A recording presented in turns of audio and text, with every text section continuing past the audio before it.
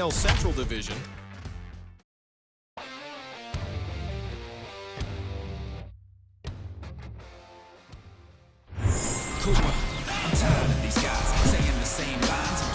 Hello and welcome. Thanks for joining us. We've got open-air baseball for you on the show. It's the San Francisco Giants and the Chicago Cubs. John Sciambi alongside Chris Singleton. And Chris, we've got an opportunity to watch one of the true superstars in the sport. Mark Grace leads the team at OPS, so he's the guy that looks to slug and basically make things happen for them offensively. Just a machine in terms of production at the plate. He'll take his walks, he'll barrel up the baseball, he'll hit the ball in the gaps, he'll hit the ball over the fence. So talk about a guy going good. That's him right now, and he's a bat that you want to stay away from if you're the pitcher. Just about set to go now. And on the mound today, number 36. What should we keep an eye on here? Well, that whip is just below the league average, and that's a good thing in this case, not allowing too many base runners. So on most days, he's going to go out there and compete and put his team in a position to win. And I expect to see that from him in this one today. Joe Gray. And digging in for San Francisco, Eric Black, looking to bring his hitting streak up to 30 games. Maybe some added pressure on him right here.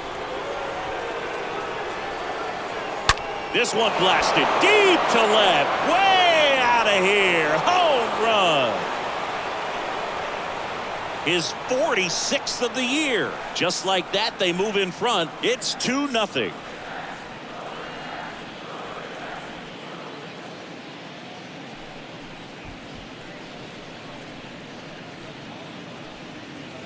When you're working with this kind of velocity, so critical that you move the ball around, work quickly, and make sure that you keep that hitter off balance. Clearly not fooled by the location or the velocity. He was all over that fastball. Here's a cleanup hitter for the Giants. JT Snow, the next Giant to hit. Snow enters the day among the league leaders in batting average, but he'll need to get hot if he hopes to win the title. Drilled out towards left center field. That's well struck. And that one's gone into the bleachers. Well, he went up there, look. Base is empty with 2 away. And up next for the Giants, number 2. Bunts it in the air. Now the throw to first on the run. And that is that. On to the bottom of the first. It's the Giants 4 and the Cubs nothing. So I ain't saving you a cleaning house. Do you think that's just a statement? Then you ludicrous like it's word of mouth. I ain't new to what I'm about. Excuse me. We go to the bottom of the first. And starting this one is Eric Black, having a pretty ridiculous season so far, singing. Yeah, you see there with the sub-2 ERA, very dependable guy, and he's been pretty much lights out so far this season. So, you know, when a guy like this takes the mound, Boog, I'm expecting to watch him get into a rhythm quickly and just move through a ball game. Sometimes you can see some big strikeouts. Other times it's hard to even know he's there because the innings go so quickly. Nice warm day here, good baseball weather. Does that change anything, Chris, especially for the hitters? Absolutely. You feel so much more comfortable at the plate. You're not worried about, getting jammed on fastballs inside part of the plate. You can kind of be more selective instead of just looking out away so that you can get the barrel to it. And that part, you can get on the inside part of the plate as well. Swings through that one. It's a strikeout. And there's one down. No, that pitch wasn't even close to being a strike, and that just goes to show you how defensive hitters can become when they're up against an 0-2 count. You're just hoping for a mistake somewhere near the zone that you can get the bat to, but right there, he was clearly anxious. He was swinging when the ball left the hand. Number 15 stands in now and lets that one go for a strike.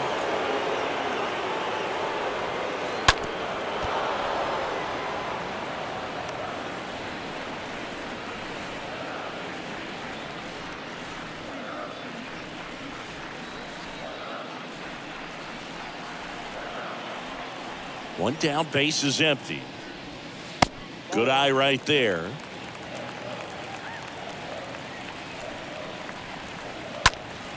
Next offering is fouled back. Stays alive. Kicks and deals. Swing and a miss. Struck him out.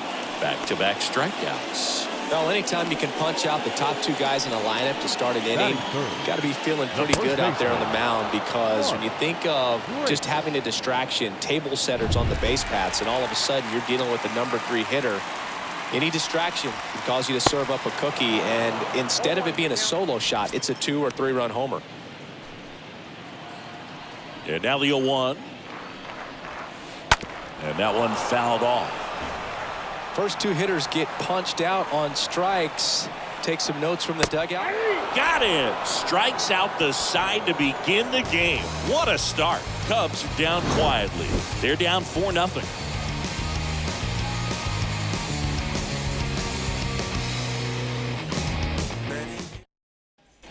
Here at Wrigley Field, here's the rookie right fielder, number 7. The Giants, the right fielder, number 7.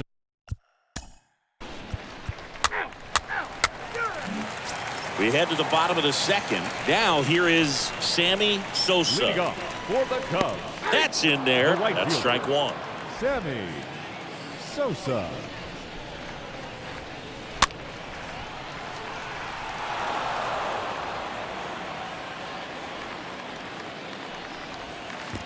Swing and a miss. That one in the dirt. Catcher has it, fires to first. In time to get him. One away in the strikeout. Batting fifth, the shortstop, Jordan. Here's the shortstop at the plate, Jordan Wogu. This one popped up. Foul ground, first base side. He's got it. 2 away now. This lineup's going to have to find a way to make him work a little harder out there on the mound. I mean, he is just mowing him down. He's settling in. You got to make him uncomfortable. Maybe step out of the box, call timeout, do whatever it takes. And up next for Chicago, Tyler Houston. Foul ball there.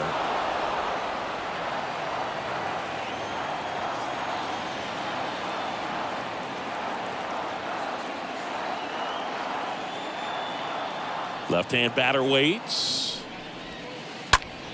Swung on, popped up on the infield. Snow settles under it and makes the play, and that's out number 3. And the Cubs are down in order. They're on the short end of a 4-0 score.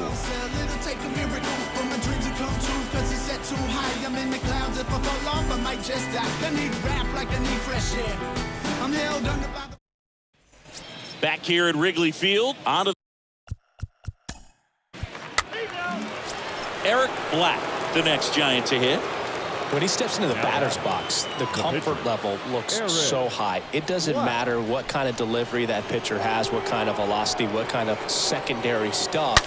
He is so settled in there. He owns the home plate area. Makes the grab for the second out. The batter, the left fielder, Barry Bonds. And up next for San Francisco.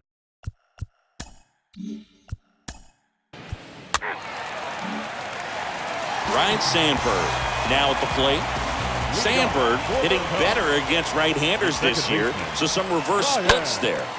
Fly ball down the line. Number 7 under this one. Makes the grab. 1 up, 1 down. Here's the center fielder, number 56. Number 56. And he swings and misses at the initial offering. The wide to kick the pitch.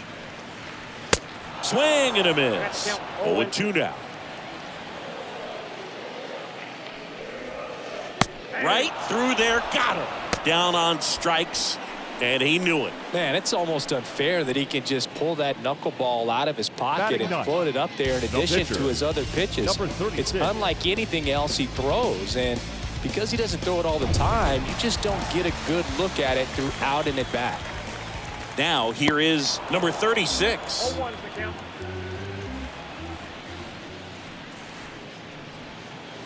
Fought off foul.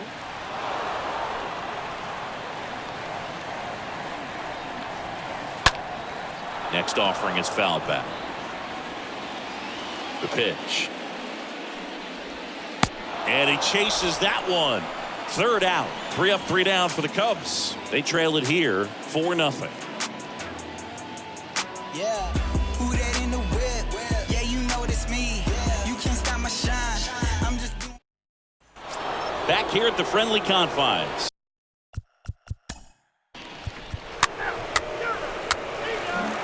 And welcome back. Digging in, it's the speedy outfielder, number 8. Leading off for the Cubs. And there's the strike. These guys have come out ready to swing the bats early in the count and swing it often. If you want to score some runs, have an offensive explosion, that can be a route to doing it. Juarez makes the catch. 1 away. Now Number 15, the next 15. Cub to hit. In there for strike 1.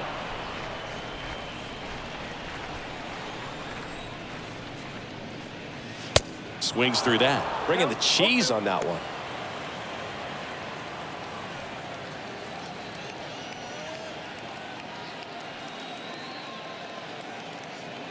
The Cubbies still looking for their first hit in this one. Got him looking. 2 down. Quite the start to this game on the mound. Looking very dangerous to these hitters. 7 punch-outs already. So this lineup hasn't had much success trying to figure him out. I'm impressed with what we're seeing here. And that one fouled off. The wind of the pitch. Swing and a miss. That's strike 2. This guy's not wasting any pitches. Hitters got to get into swing mode. This is a good time. Cut on and miss. Struck him out. That's his second strikeout. Nothing happening there for the Cubs. They're down 4-0.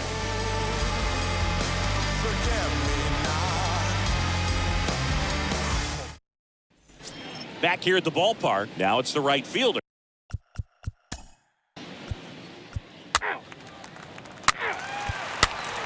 Your attention, please. Now pitching for the Cubs,